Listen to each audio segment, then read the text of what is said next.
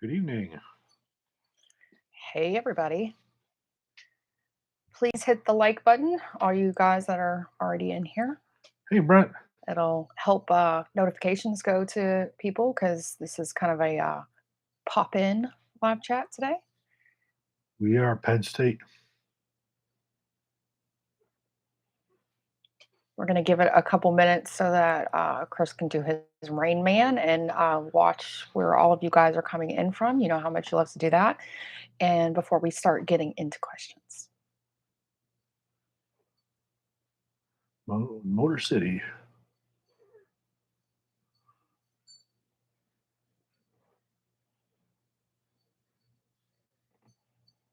Utah.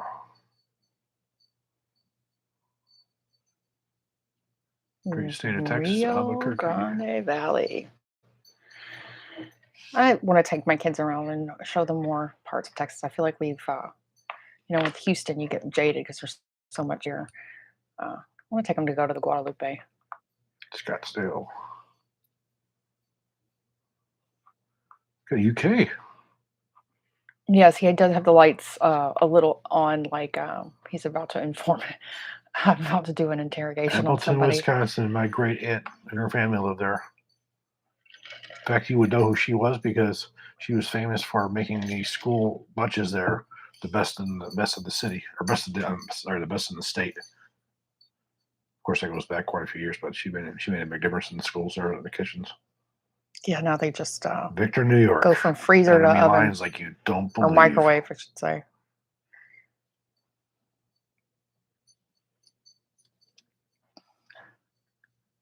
Accokeek, former home of Beretta. We have nearly 100 people in here. Please click the like button, guys. Ooh, David from Houston.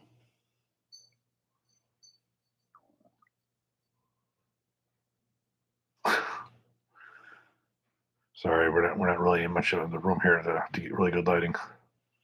Why don't you turn the light back?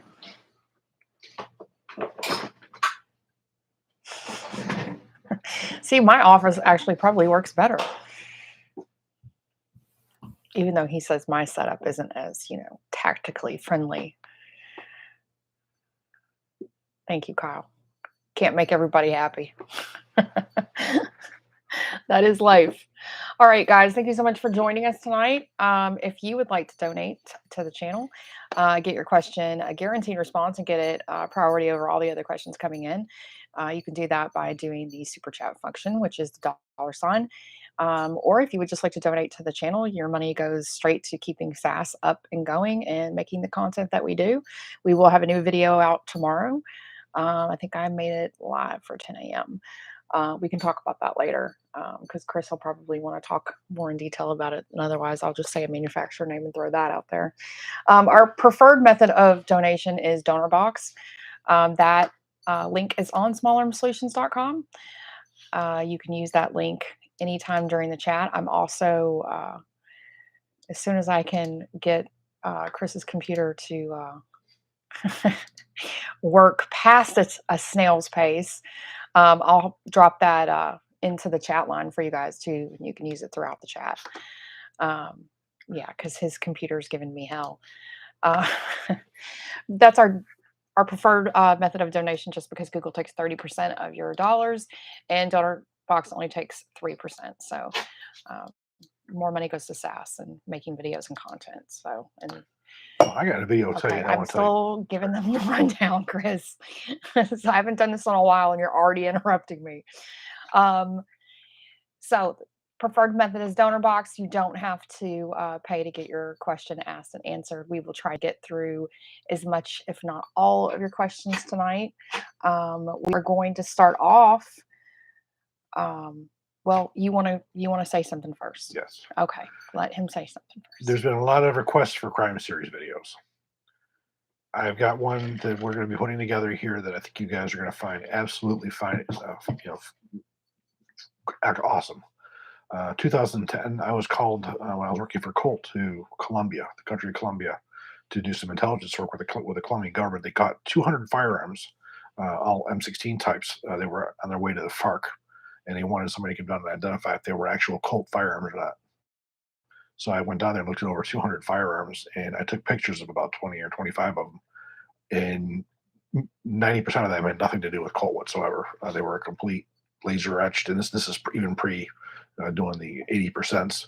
They were made in some jungle someplace. So I'll have a lot of photographs to show you of these counterfeit Colts, and it was very, very interesting. That's So really that's a cool. crime series coming up. I'm very excited for that. He also has one that I know a lot of people are excited for, and that's the Glock crime series one. Yeah. Yeah, it's crime series is a labor of love for me. That's something that's near and dear to my heart that I've always wanted to do, and it's kind of been abandoned a little bit recently. So it'll be It great won't to be. have some new stuff in there. The first question up tonight is from Justin on DonorBox. Thank you, Justin. He said, Chris, can you recommend a gas block for my Caracal mow? I want to remove the front sight base and replace it with a gas block that can be secured with the Caracal taper pins. The free float rail has a very generous interior dimension, black label bipod. You don't reuse taper pins. Uh, I gotta be perfectly honest with you. I would not remove it. That is the strongest way to have it. Um, if you want to replace it, you're not gonna use taper pins. You would have to re-drill. If you were to get one that this just one that has its own drilling hole there where you drive it through with a spring pin, um, you're not going to use the same taper pins. Uh, some of my favorites are there are some really nice ones that are manufactured by Centurion, which we have codes for, which are very very lightweight gas blocks. Um, of course, I'm assuming you had the full front sight tower. But that's probably one of my favorites. And something else I'm putting out right now are the rifle speed adjustable gas systems. Um, quite frankly, I would leave your gun the way that it is because it's set up as a combat rifle. You may be better off just having a gunsmith take down the tower and leave it on the gun. You can just grind out the tower if you so want. The thought of unstaking those is horrible to me because that's what key that's going to keep that rifle reliable. I went ahead and plopped those codes in there for Centurion. Those codes are still active. They are in the description box of our videos, but they are in the chat box right now because there's 3 separate codes: one for complete rifles, one for uppers and lowers, and then 10% off of everything else that's on Centurion's website. So if you need any parts to finish that up, save a few bucks. Sean on DonorBox, thank you so much, Sean. He didn't have a question. He just wanted to support. Adnan on DonorBox, thank you so much, Adnan. He said, evening, Chris and Heather. Congrats on your son's graduation. Thank you. I don't have any questions for tonight. Just wanted to send some support, and hopefully everything is okay on your end as well. Thank you, Adnan. John on DonorBox, thank you, John. You did not have a question attached. John, if you forgot to attach your question, you can email it to me separately at hbartachi@smallarmsolutions.com. Otherwise, thank you so much for the donation. We appreciate it. Okay, I'm going to go start going up there and pulling stuff. Mark was quick on the draw. He plopped it in there first. Which one of these pistols is the most durable under hostile conditions? The Beretta 92, the HK USP, or the SIG is it Mark? Mark 25. Mark 25. See, I haven't done this in a while. Sorry, Well, guys. Please rationalize your response. First off, you're looking at 3 combat grade pistols that are probably the top in the world. I personally own all 3.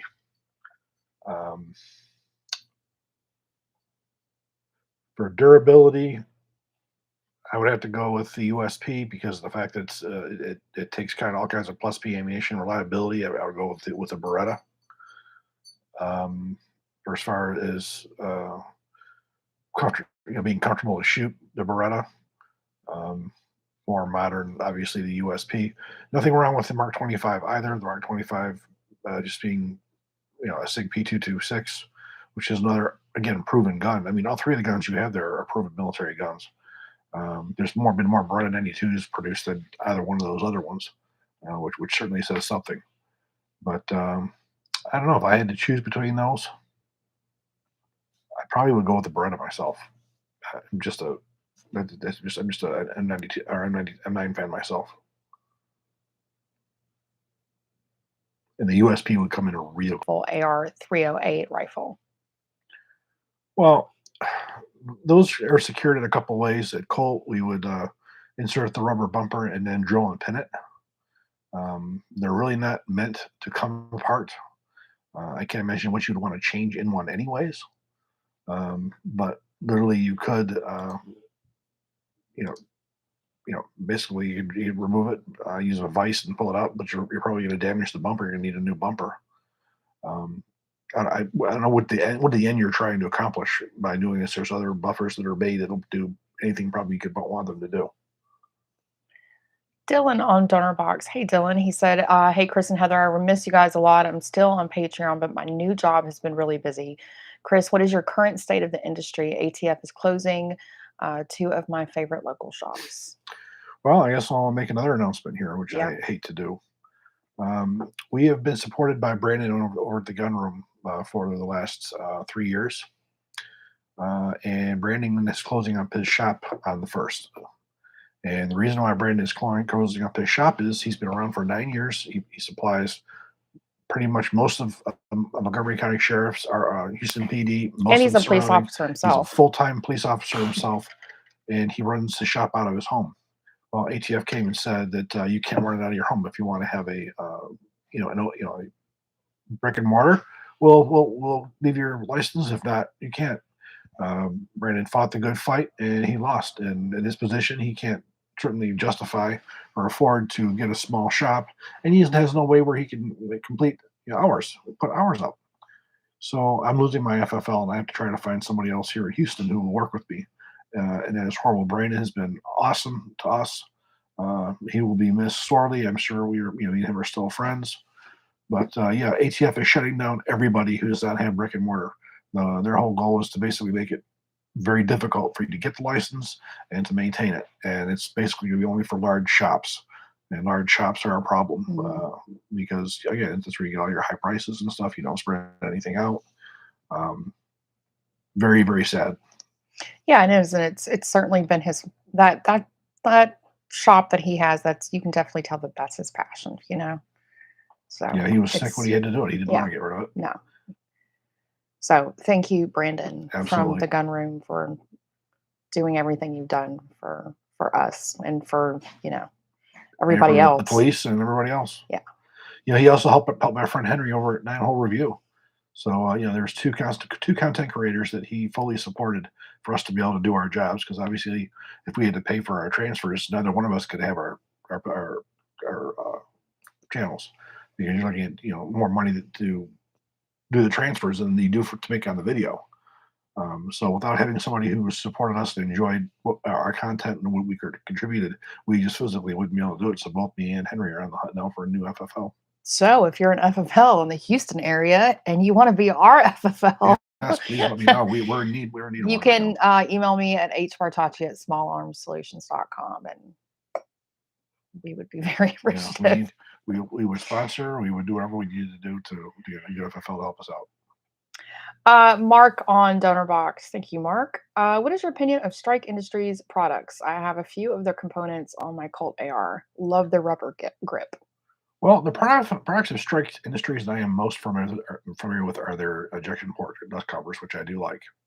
The second thing is Caracal now is using their charging handles, which have the two springs instead of the latch. And they do make a nice bolt catch that's a little more meaty for you to get your hands on. Those are the main products that I've used from Strike. Overall, I like them. I'm not familiar with most of the rest of their line, but there are some products that I do like. Kyle, sorry, Kyle on Donor Box. Thank you, Kyle. So I have a Geisley 13.9-inch barrel with a port size of 0.081 and with the gas block installed at their factory. When shooting with my Armory Young manufacturing BCG, so I switched my BCG with a Centurion and it seemed to tame the gassing down. I don't know why. I contacted Centurion Arms and they said their ports are sized for suppressors. So my question is, can I take off the pinned and welded muzzle device and rebarrel my rifle with a Centurion? Depending on the buffer that you were using, I will really be putting a bigger buffer in that. Or if you really want to get it tamed down, I would knock out that whole front sight base and stick on a rifle speed, where you're able to fully adjust that gas system and knock it down a little bit. But I will be going with at least an H2 in that gun, if not an H3, if it's that overgassed. Tad on Dotterbox, thank you, Tad. He said happy Memorial Day weekend, Chris and Heather. Friday, I took my Sig Tango 1X8 scope to the range 0. It was a comedy of errors. Chris knows how that is. A comedy of errors, to say the least. At 100 yards, I was a foot high and 9 inches right, then overcorrected and it went too low and left. I ate crow and went to 25 yards to see where I was on paper. I'm still way low and sort of left. Aiming high and right was putting me center-ish. I know a part of it is me learning the scope and rifle with a mix of 5.56 brands, but what else am I doing wrong? How do I zero this thing without going broke? Well, the first thing I would do is I would go to the 25. I would do a zero there where you're blowing the center of the target out. Then I would adjust it about 4 inches low, and then shoot 4 inches low. Get an excellent group. Then go to the 100 yards. That should put you roughly where you need to be at 100 yards. Now, if it's erratic, that could be a couple things. That could be bad ammunition. That could be something damage to the crown of your barrel. Uh, it also could be that your scope's not mounted properly. It's moving, or some kind of restriction on your barrel. So there's a few things it could be. Operator error is into it. But as long as you're doing your job, the gun should be doing its. But again, a 25-yard zero, perfect, and then drop it down to 4 inches. So you're shooting 4 inches below that. That should get you damn near point of aim, point of impact at 100. Then you can finally adjust up from there.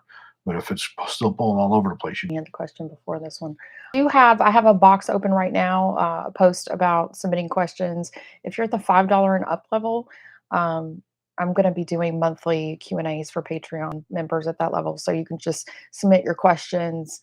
That way you don't have to worry about making the live chat um, and it'll be, taped and put up and you can see the answer at your own convenience. So Dylan, if you need to post any questions there, I think I said till Tuesday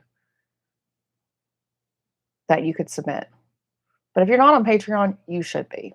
yeah, please do. Like I said, we're gonna this is gonna be a little bit of a tough time until we get this straightened out. Brandon was such an incredible help to both me and Henry. As a maritime protection officer, mall cop of the sea, what modern handgun would you say has the greatest ability to slough off the salty environment other than a daily dosing of CLP? Well, if you look at a lot of anti-corrosion, which is very good.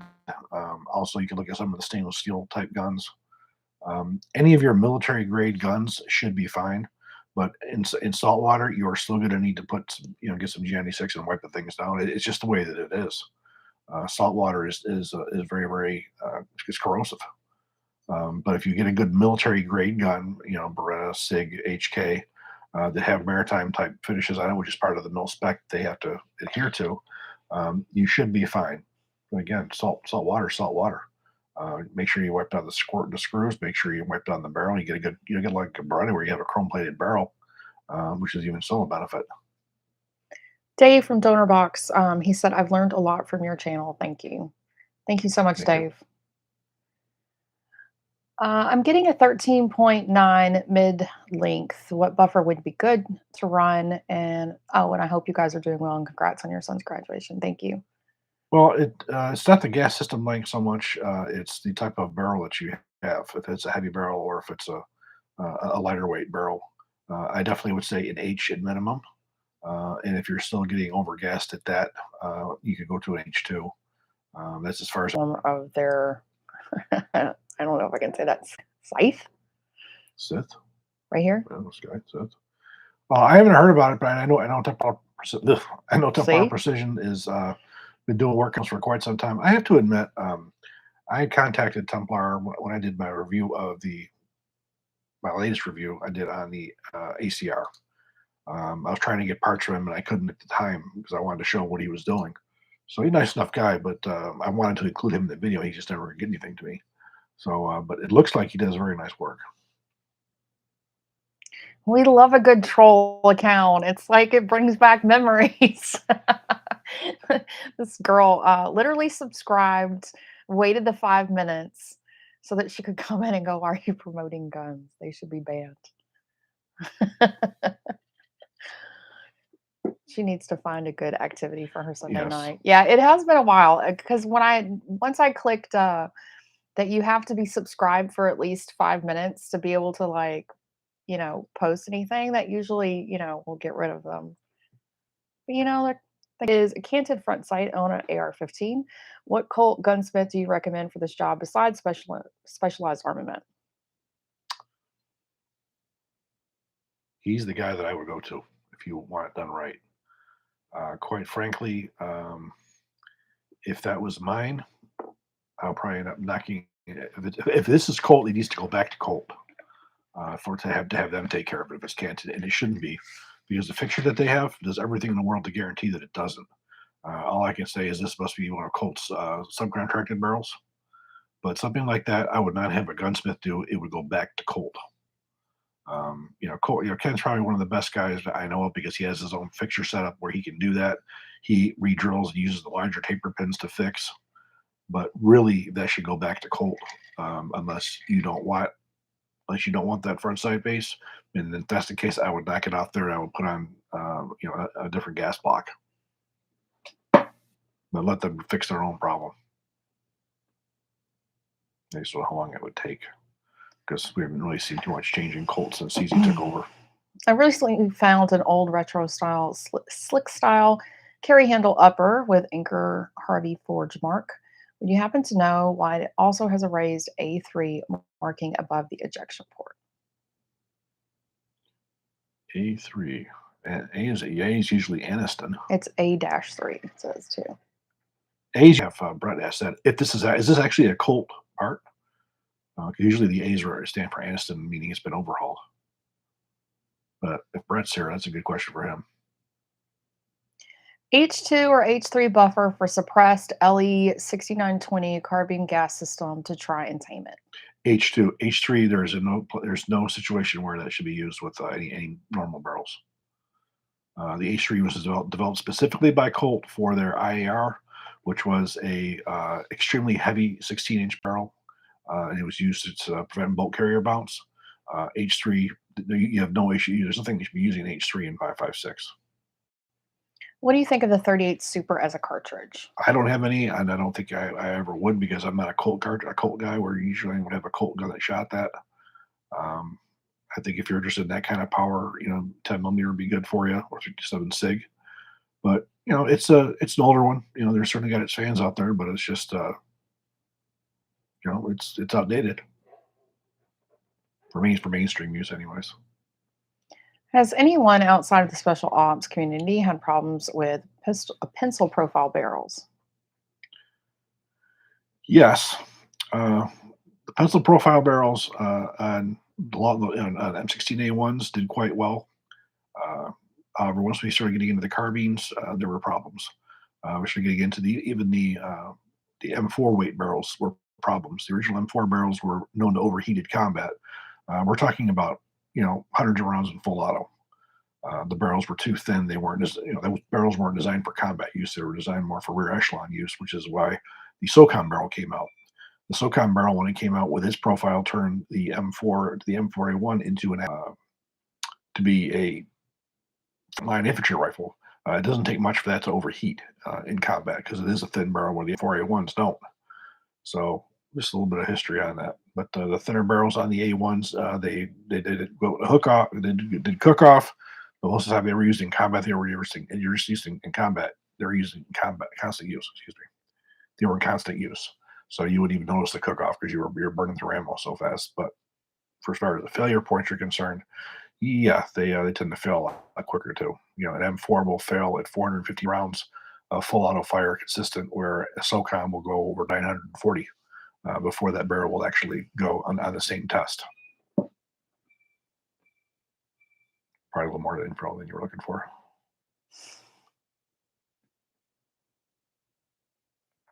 Have you gotten your hands on the H&R Nodak Spud Retro lowers?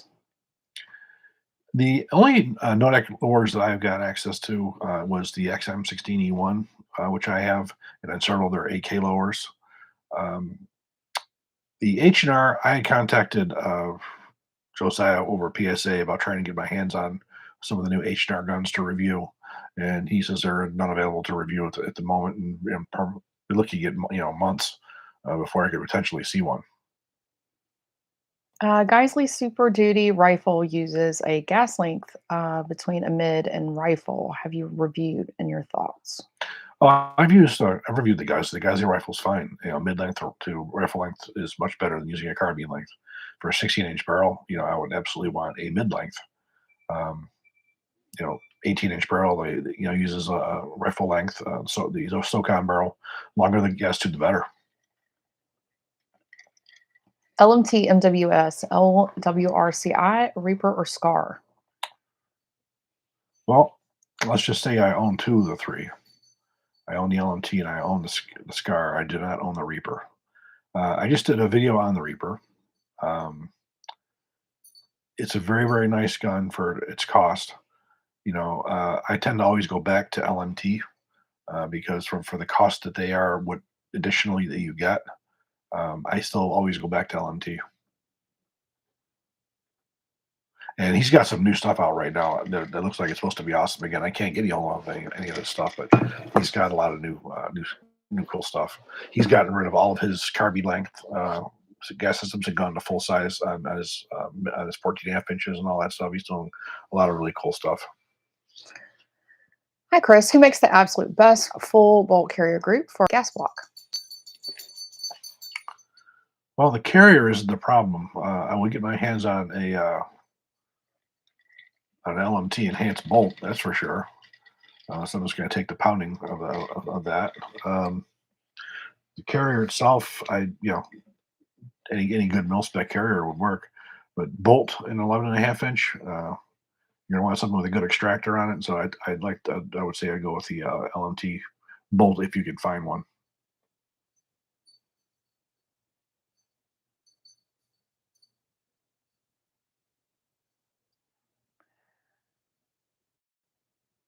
Sorry, I'm just trying to find my spot. Right side lever to my HK45, all functions work, but the lever stays slanted to the bottom after taking off. Safe. Is it normal based on design? HK45. If you're referring to a decocker lever, I'm trying to remember the HK45. Let me just take a quick look. Give me a second because I'm trying to remember the. Even the expert sometimes has to do research.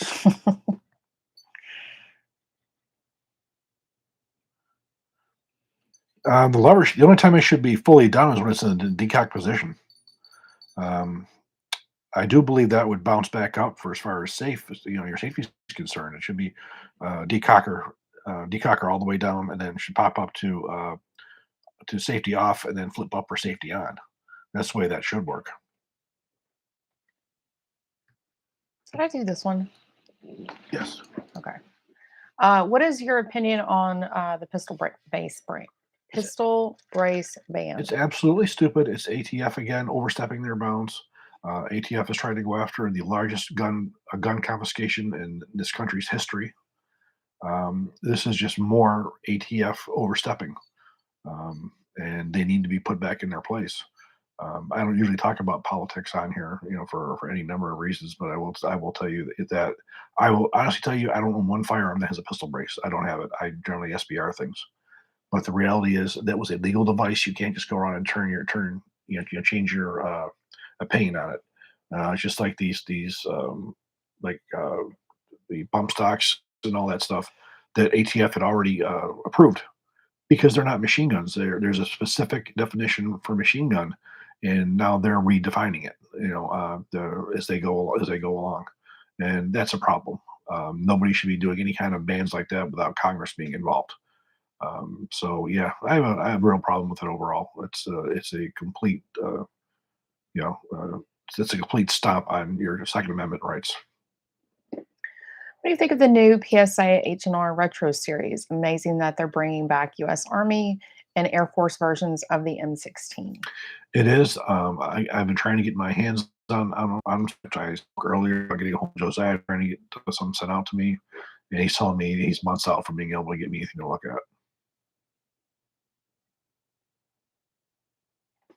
Are the values of roll marked Colt lowers ever going to go up? You know, I don't know if it's ever going to go up, but it's an evolutionary change. It's a change in manufacturing. Everybody does it. You know, those of us who are Colt purists, you know, who like the original Colts, you know, we're gonna like the Rollmarks. But this is the way that it is now. They're definitely a lot cheaper, a lot easier for Colt to use, like anybody else. LMT is doing it. You know, everybody's gone over to laser. So I don't know if it's going to increase the value. What's more going to increase the value is the time frame when the guns were made, because they were still manufactured when Colt had the government contracts. So they still had the mil spec parts. But for now, um, we see some changes. For the first time, Colt's now allowing selector slaps where the safety is, which they've never done. So maybe somebody over at CZ told Colt to get out their ass and to give people what they want and put those damn things back on. So you do see that, but I don't think so. I think eventually people are going to want what the U.S. military is getting again. The U.S. military is now getting laser etched. LMT or LWRCI? Depends on what you're looking for. Um, the LWRCI, if you were looking for a 6 millimeter SPC, absolutely would be the LWRCI. Going for a 5.56 external piston gun between the LMT Estonia, for instance, and their IC, would be pretty much a heavy choice between the two of those, because you're looking at two classic firearms. Hell, I imagine the LWRC might be even cheaper than the LMT. I do own both myself. In 5.56, it would be very hard between the two of them. Very hard between the two of them. Is there any reason to go with anything longer than a rifle length handguard with a 16-inch barrel? You know, I'm not into the longer handguards. I have mid lengths, and I would prefer it to have a it's a mid length handguard system. I don't like the barrel being covered up all the way. It's a personal preference of mine. You certainly can get people to put them as long as they want. If they want to do that sword technique, which again, something else that I never did. I tend to like, the 9-inch handguards myself. Um, that's just me personally. Somebody asked if I was hiding some wine in this mug. No. You can hear the ice. It's water. Is there any reason why anybody else uses the internal piston system? Is external piston just easier, common for companies to use on their own non-AR rifle? Well, for the longest time, external piston was just most common. The internal piston was Colt. It was designed as the inline construction. It is the most 5.56s on the face of the earth are internal piston. Most other manufacturers have been dealing with external pistons in all their designs. If you see a lot of them, they're evolutions from World War II and up. And traditionally, they would use the external piston. Um, I think that there were patent issues there for a long time, which are no longer an issue.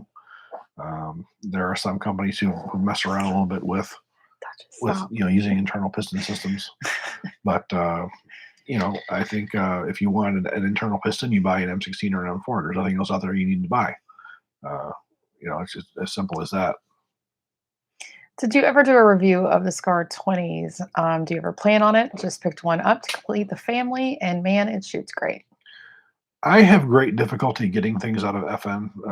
It seems like every time I contact them, nothing gets sent back. I go see her at a show, and she says she hasn't heard from me. So I've had a lot of difficulty getting anything.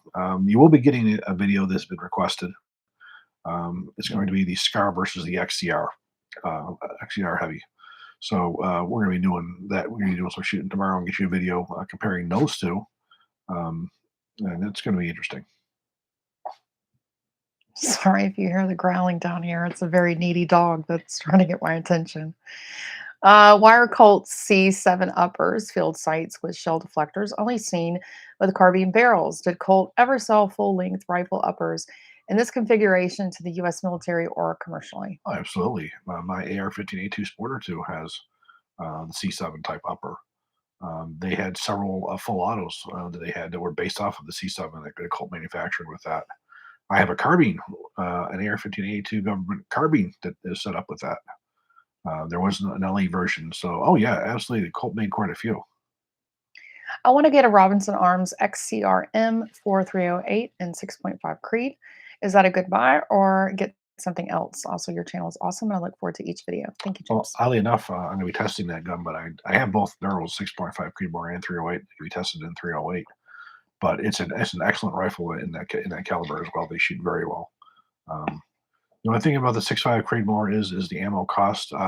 Personally, I would want both barrels because you're going to get a lot of cheap ammo in 308. You're going to find a lot of cheap ammo in 6.5 Creedmoor.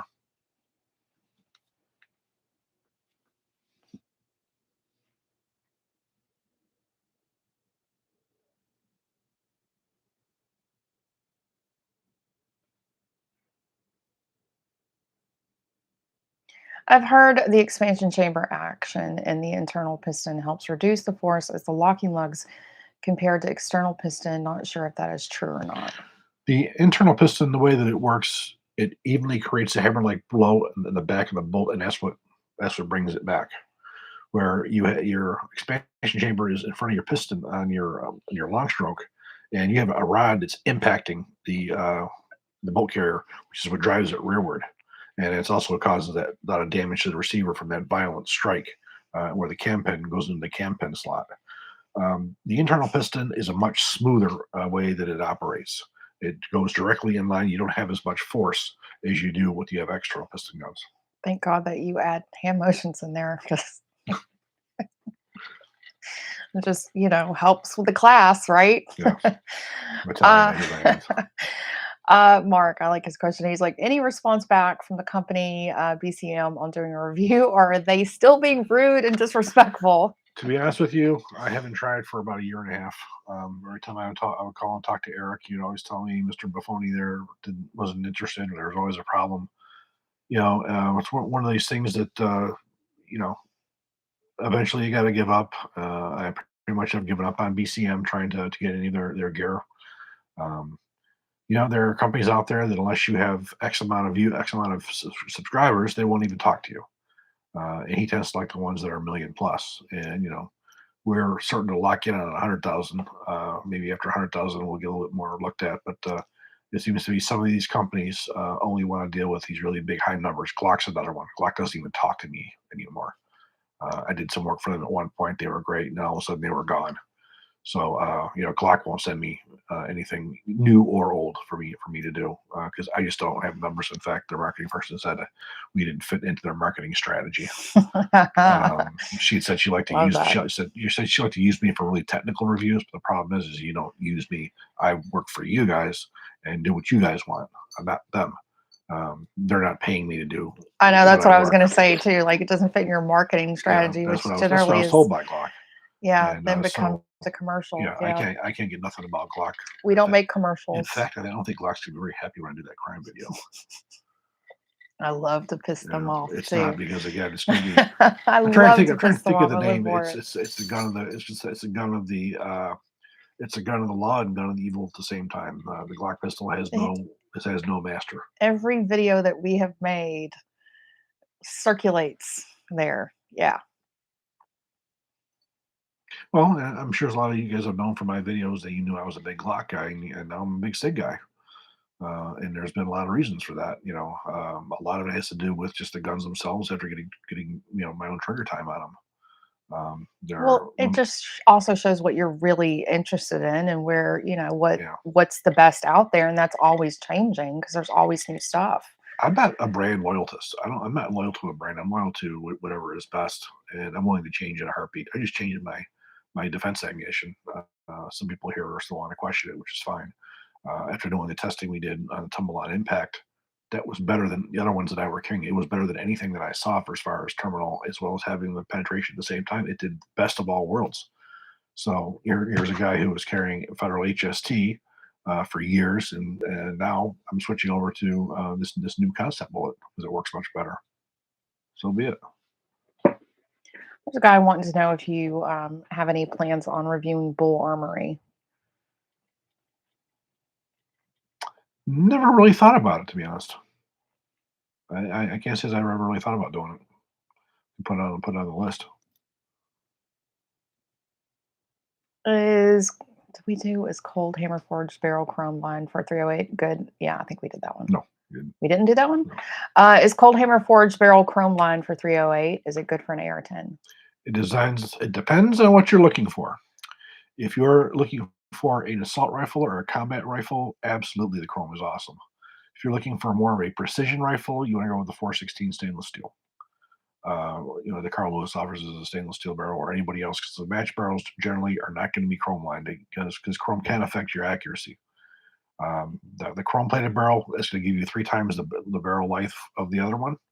And it's going to give you the corrosion resistance, the overall barrel length and longevity. Chrome plated is much better. But again, if you're trying to put one hole beside the other, you want to go with the match grade stainless steel. Resolute says, "Come on, guys, let's help SAS get to 100,000, please." It's been like a goal, like every It single is. year that I've like It is. personally had, and I'm like, "This is the year that's gonna happen." And he's like, "I don't think it's gonna happen." I'm like, "Not with that attitude." No, but It could this year. we're It could so very much be. close. So, ways you could help is just share videos and uh, stuff that's posted on Facebook and social media, or like some of you guys are, you don't even make a real comment, you just like post a letter in the comment section of a video just to help the algorithm of Yeah. YouTube and everything. So yeah, he also said gas tank and go pound sand. um and then Sean said Glock ain't gonna innovate until Gaston goes bye-bye. Glock is a one-hit wonder, unfortunately. If you look at what he's done, he committed to his perfection in 1985. If you look at everything that's happened in Gens 1, 2, 3, 4, and 5, only thing that has changed is the lipstick and rouge. If you look at everything that they're putting out right now, we're going to mix and match this long slide with this full size grip, and this small grip with this longer frame. It's mix and match shit they're doing now. There's nothing new. There's nothing innovative that's coming out of Glock, and there's a lot of people who want to bash Sig because Sig has some issues when they come out. They'll have a couple problems that they haven't found. You may find. SIG is a company who does innovation. They're bringing new stuff out every single year, new product lines, new everything. Um, could something slip through those guys? Yeah, they could. What the reality is a company like SIG is innovating on a regular basis, where a company like Glock, this is good enough for 1985. It's good enough for you. We'll throw some finger grooves on it. We'll throw some back straps on it. We'll tinker with a little bit, but we're still going to give you the exact same gun that we gave you in 1985. And I think that SIG's P320 line is starting to take a chunk out of it. The fact that SIG's got the U.S. military market, I think, is taking take a bit of a bite out of it. But eventually, I think people are going to see that you know what, there's better shit out there. It's Glock is good. They work. There's no question. But there's some things out there that are better. For me, the trigger on the P320 that I have, the one that I have on my carry as well, my 365, that trigger is 1,000 times better than the Glock. It's easier to pull. It's crisper to pull. You don't have that little tit in the middle that's going to hurt the pad of your finger. It's always there. It's always there. Being able to hold it, you have actually something to hold on to. It's not like holding a 2x4. Glock does have the benefit of a slightly lower board access on there, but again, not significant. Yeah, that's kind of goes along with what you said. He's saying, I laughed so hard when Glock announced their Walther style trigger at SHOT Show, removing a safety as a feature now. Yeah. And then apparently Gaston is 93. Yeah, he's got a wife in her 20s too. He does not. I'm pretty sure he does. Is that the girl that was at Oh the no, Glock banquet that was no, sitting in those his are lap? No, not her. Yeah, he was living his best life that night. Yes, he was. I think God. I think she got him on the dance floor Thank God he too. had security. I mean, she was able to get up in there. So, let's see, where are we at? Did Colt ever make an in-house flip-up rear sight design? Flip up rear sight? No. What they did was they cut back a carrying handle when they did their individual carbine.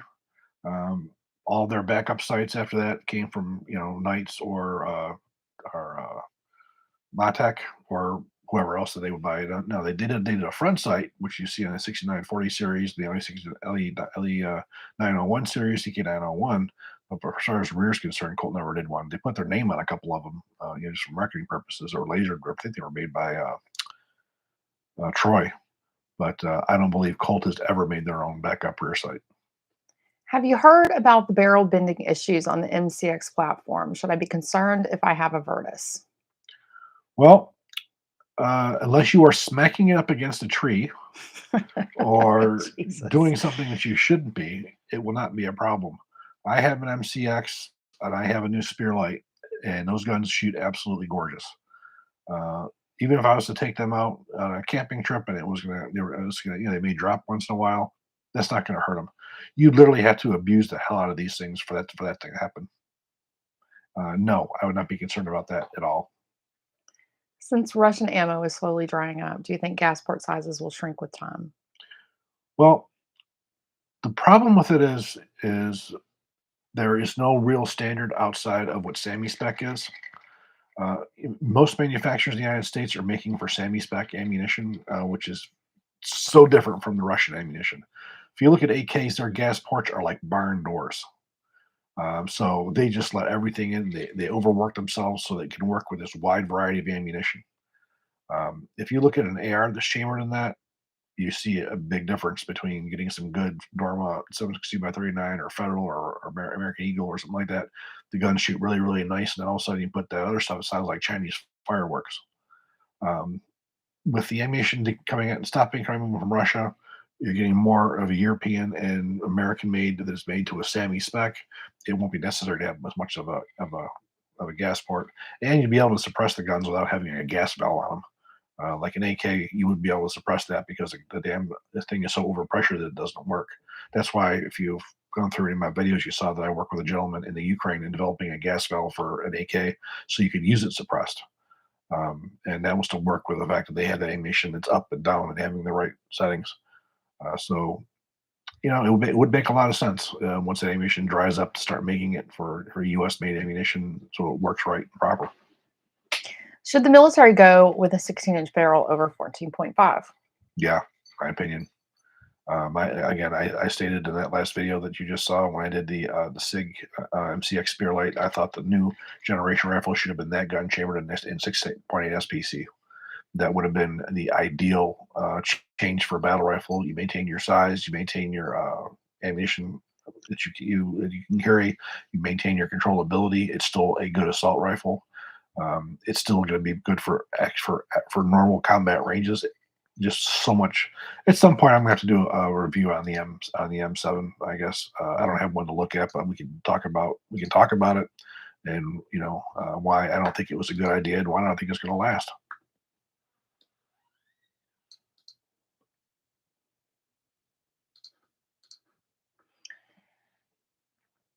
What do you think of me replacing my Fax and Gunner barrel with a Geisley Cold Hammer barrel with pinned gas block for a war rifle? You know what? I don't know if I would bother because Faxon makes it a barrel is just as good. A lot of people get really caught up in names. If you want a good Cold Hammer forged barrel for your rifle, go to Centurion. Bonnie makes some of the best Cold Hammer forged barrels that there are. If you don't want to go to him, go to Criterion. Criterion makes excellent Cold Hammer forged chrome line barrels. There's nothing magical about what Geisley's putting out. It's just going to hit you in your pocketbook. A good military grade barrel, those are two companies where you can get good Cold Hammer forged. If you want to spend a little bit more money, Daniel Defense does Cold Hammer forged barrels that are chrome plated as well. But no, I wouldn't bother with that myself. What are your thoughts on mid-length 12.5 inch uppers like LMT Spec War? The longer it takes for that gas to get back to the carrier, the better. That's the more time that the cartridge case has time to decrease. The longer it sits in there, the more pressure it decreases, and the easier you are in extraction. I've been trying to get my hands on some of those barrels to test myself. I just don't have luck. A lot of you guys think because I talk so well about LMT, how much I like them, that I'm in their pocket or I get percentages. It is not the case at all.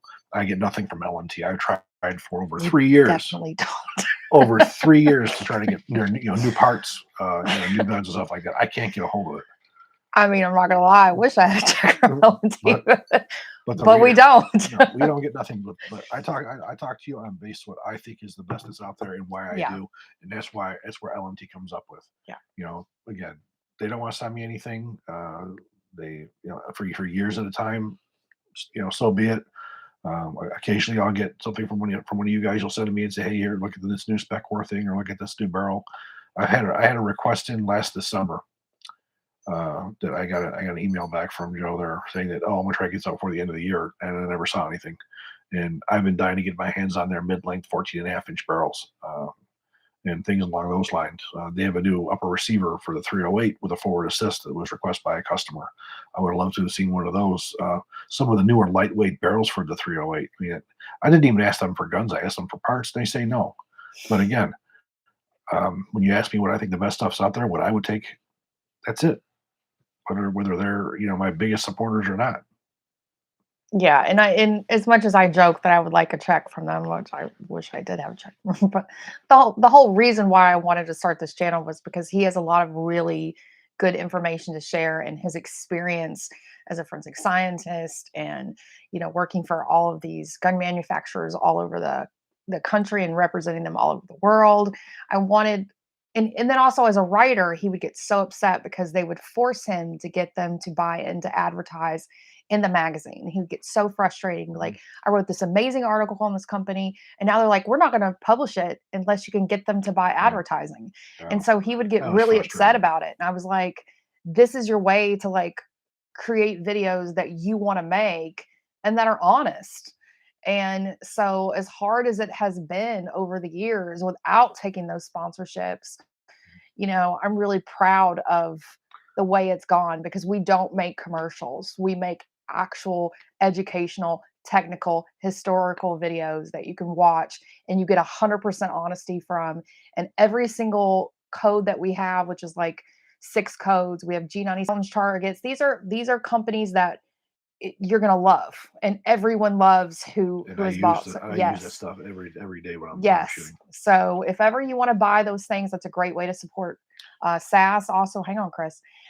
Going to smallarmsolutions.com and clicking on any of the banners that go into Brownells or those ads, that gives a 3% kickback to SAS. That kind of stuff, whether it's small arms or it's military arms or whatever channel you follow. If you're already buying a gun and you're going to these places, that's a great way to support the channels that you love and your 2A channels, because it's hard. It's hard operating this and continuing. It's getting worse. It gets worse all the time. I mean, like when I lost that interview with Monty from Centurion that we did, that was a real kick because that was an amazing video. I loved it. I think that's back up. No, it's not back up. No.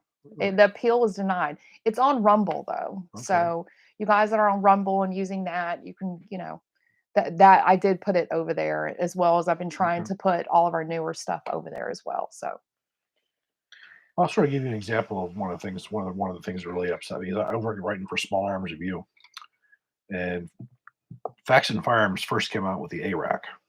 And they invited me to go out there to write an article on them. So they brought me all the way out from Rochester to Ohio. Awesome factory tour, wrote up an awesome article, turned it in. They wouldn't publish it. Why? Well, you need to work on more of our advertisers. Well, he's too small at this point to be an advertiser. I fought back and forth with Dan on that, and he would never do it for whatever reason. He would do it for whatever reason. He wanted a check. when I left Small Arms Review, that's when I probably parted ways. That was one of the first things that I did, is I put that on my webpage, that review, and I've done several videos on the ARAC, which because of how awesome of a piece of gear that it is. But that happened a lot of times with Small Arms Review. It's Small Arms Defense Journal. If you didn't were an advertiser, forget it. And also, you try getting into American Rifleman or Shooting Illustrated. Again, if you're not, they don't look at the small companies. They want big companies. So that's what's nice thing about doing this, is I picked up what I thought was interesting. I don't care how big the company was. I found some really cool shit with small companies. I want to answer this question from Sean because he said it kind of makes me feel a little sketchy about LMT if they are too afraid to let Chris review something, almost like they're afraid of losing their status that they currently enjoy. That's not what it is. That's not what it is. When we first started, or I first started the channel, he was writing an armor's manual for the LMT New Zealand rifle, Yeah. and he had an approval to publish an article and make a video. And once that video went up, our channel, we might have had 5 subscribers. It started to like really take off quickly. That video was like kind of going viral. It was being shared with everyone all over. The militaries were sharing it. And New Zealand got upset. They said, we don't want people to know what kind of rifle it had nothing to do with them being scared. It was more to do with protecting their client, and because he knew too much. Yeah. They didn't want that kind of really hardcore technical breakdown of their rifle being shared. So I think they're more apprehensive of that now because their clients don't want him to get a hold of that and like show it to the world, essentially, you know? The shame most of the New Zealand rifle, everything was commercial off the shelf. The only thing that was different about the New Zealand rifle was it was the location of the bayonet lug, and they put a war comp on it. Other than that, it was a stock gun. But you know, it was pretty much after that's when I stopped really getting any work from them, and that was also pretty much when I stopped getting parts and getting everything else. Because like I said, I had Carl Lewis here a year ago. You know, so me and Carl get along really, really well. We talk, but still, when it comes to get me some gear out, get me some gear out, I just can't get it. Are we going to get a whole collection walkthrough? No, no way. Let me answer that. No, because that would require me to film that, and yeah, no. The only collection I've ever considered doing would be my Colt collection. That's like 15 rifles or so. That's probably the only one I've ever really considered because they're also in mostly one place. But for as far as everything else is concerned, no, it's too much.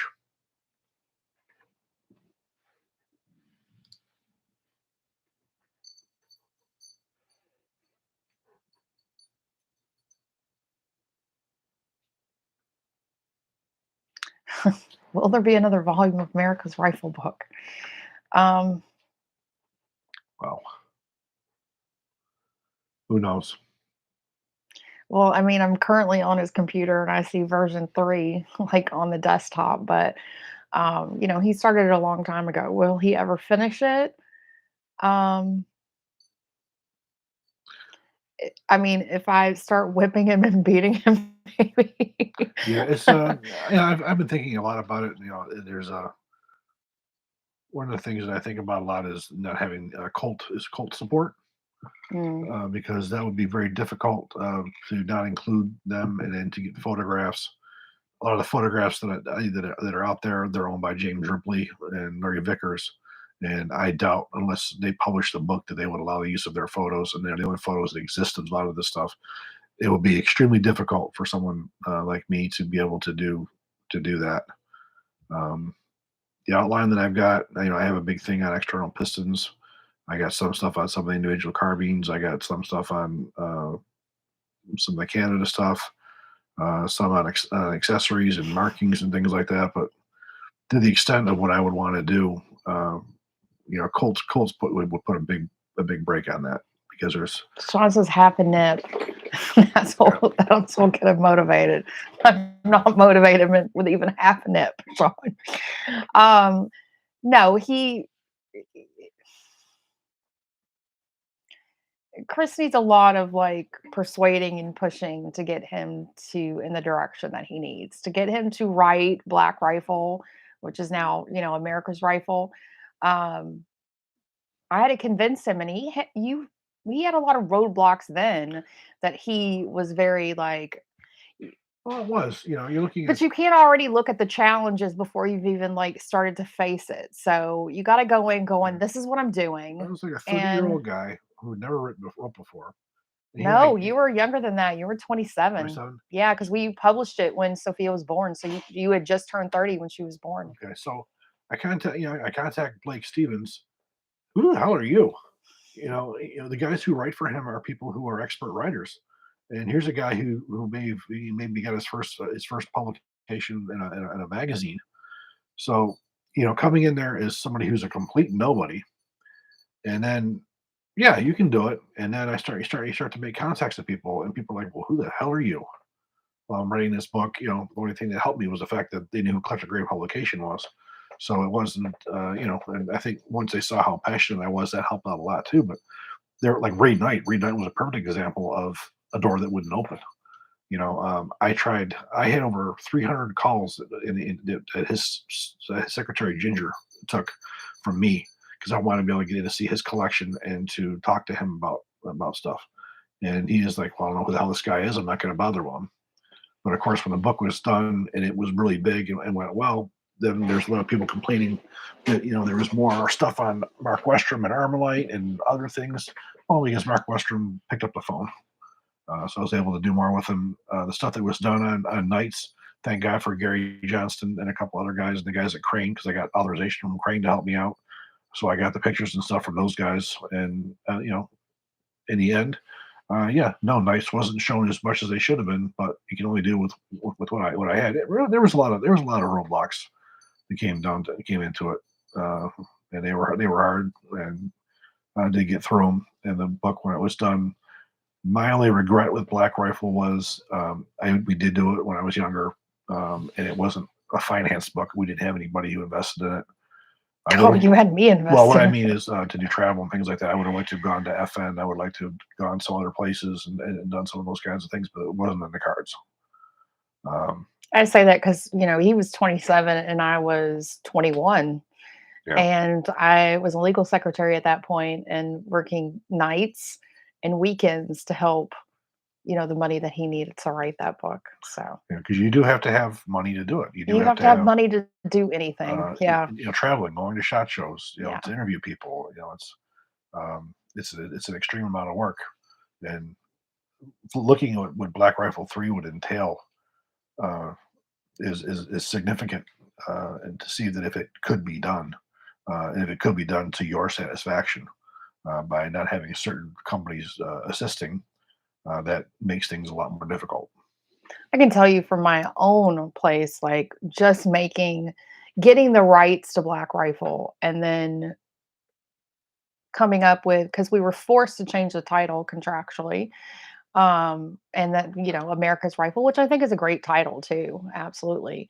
But buying the rights to that financially and then going through the contract with that stuff, having to wait a year because all these hoops and things she wanted us to jump through, which we did, and then starting our own publishing company and the expense of that, and then the expense of printing, and then um thinking that things were just going to come easy, and they don't, especially in a post-COVID world where it was like, oh, they don't make that paper anymore, and now you're going to have more expensive paper, and we have a paper shortage in fact, and we can't even get you printed. We're not for sure.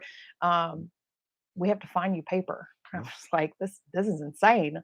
So I would have to even consider like what I would want to do with a third version. As much as I would want to see it come to fruition, it might need to come to fruition with a different publisher, because me publishing it and being this kind of one woman show, getting your books out to you and dealing with everybody, it's been a lot. So Yes, and we still have Black Rifle, or we still have America's Rifle here for sale. We got a certain quantity here. I love how he segued right into that. Yeah. That was nice. Good job, Chris. Keep on going. Yes, if you would like to buy the book, you can go to smallerresolutions.com and find it available there. But you never know what the future will be. As I said, I really would like to do it. As I said, I think about what I would like to do, especially with Colt, because there's a lot of Colt things that I would put in there, and what companies I would need, to do the second book or the third book, and yeah, that's the real kicker. would be getting hold of that stuff. Bob said all the pulp was used to make toilet paper. I don't know. I mean, Probably. I was like, how do you have a paper shortage? Like, so then when I was telling people it's not actually coming to print at the time that it's supposed to because of a paper shortage, they're like, that sounds like bullshit. I was like, sounds like bullshit to me too, but like it is what it is. Like, I want to answer this question right here. sure, go for it. We have a guy asking, why does FN 4140 barrels steel instead of 4150 chromoly vanadium on their military collector grade series? Because these guns can't be towards this TDP. Because FN has some TDP to make the M16A2s, A4s, and M4s. If they were to put out something like that, they could have somebody go after them. Colt could go after them for using their technology to manufacture these rifles. So they have to make some changes, and that would have been one of them. Oh, thank you for telling me, Resolute. I appreciate it. I had been checking for a while and I have slipped up checking. Dave on Donorbox, thank you. Chris, with your experience in the gun industry, when a company makes sure their gun is capable to pass the first down select, I'm quite sure they are told of the test requirements that the Army would conduct. So, what's the point of submitting their guns if they know it wouldn't cut the first trials? Well, this is the thing. When you get an RFQ or a request for quote, it has the statement. It states what the product is and what it needs to do. Any smart manufacturer would be able to know exactly what their gun's going to do long before it goes in. For instance, if it says 6,000 rounds, you can guarantee Colt's going to go to 20,000 rounds or 30,000 rounds. If you're going to ensure that everything that you meet that spec. There's also a cost that goes into that as well. So, in the case of the individual carbine, for instance, those guns were designed around M855 ammunition, which the guns all work great. Well, then the surprise comes, you're going to use M855A1. Now all the guns start breaking and coming apart and bolts breaking and things like that because of the ammunition they weren't designed for. You get the case of the M17 pistol.